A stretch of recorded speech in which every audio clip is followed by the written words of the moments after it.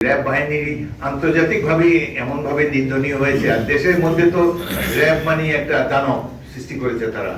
যত ধরনের খুন যখন এবং যত এক্সট্রা জুডিশিয়াল কিলিং সবকিছু অধিকাংশই এই র্যাবের মাধ্যমে হয়েছে।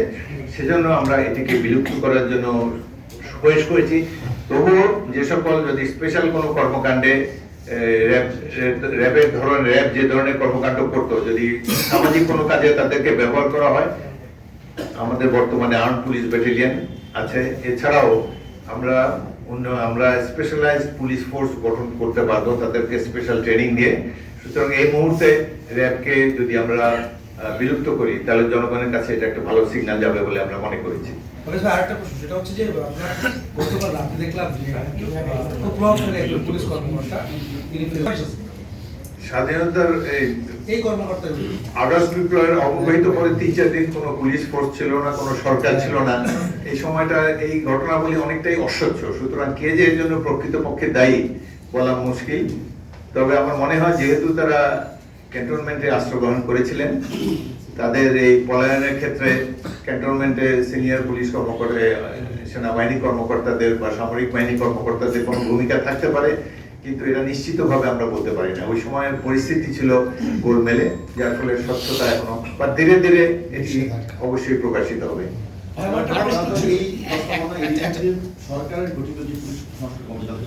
অ্যাপ্রিশিয়েট করেছে যে আমরা না চাওয়া সত্ত্বেও তাদেরকে দিয়েছি, কারণ বিএনপি দেশের সবচেয়ে জনপ্রিয় এবং বৃহত্তম রাজনৈতিক দল।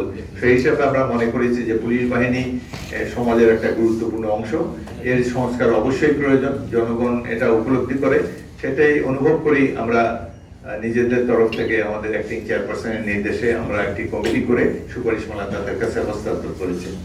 পুলিশ বিএনপি 3বার জনগণের ভোটে রাষ্ট্র ক্ষমতায় গিয়েছে।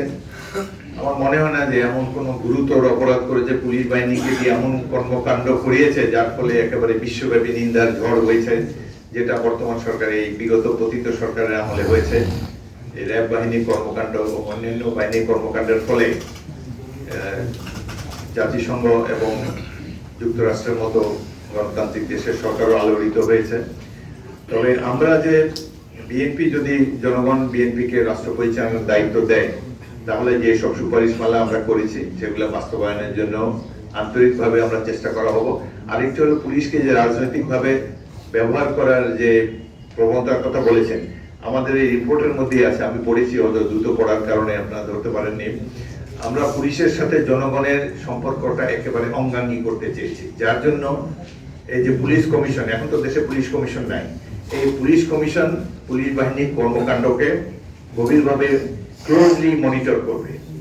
এর সভাপতি থাকবেন একজন জনপ্রতিনিধি, হয়তো সংসদের স্বরাষ্ট্র বিষয়ক কমিটির চেয়ারম্যান থাকবেন, অথবা সংসদ না থাকলে সুপ্রিম কোর্টের একজন বিচারক এখানে থাকবেন।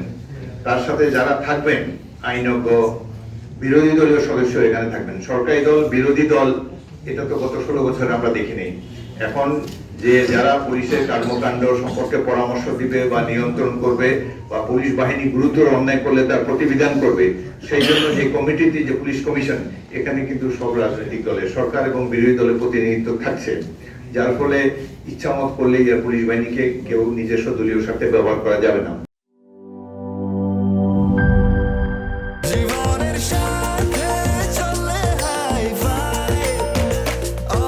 স্বাস্থ্যকর অল টাইম, সব সময় অল টাইম হেলদি লাইফ।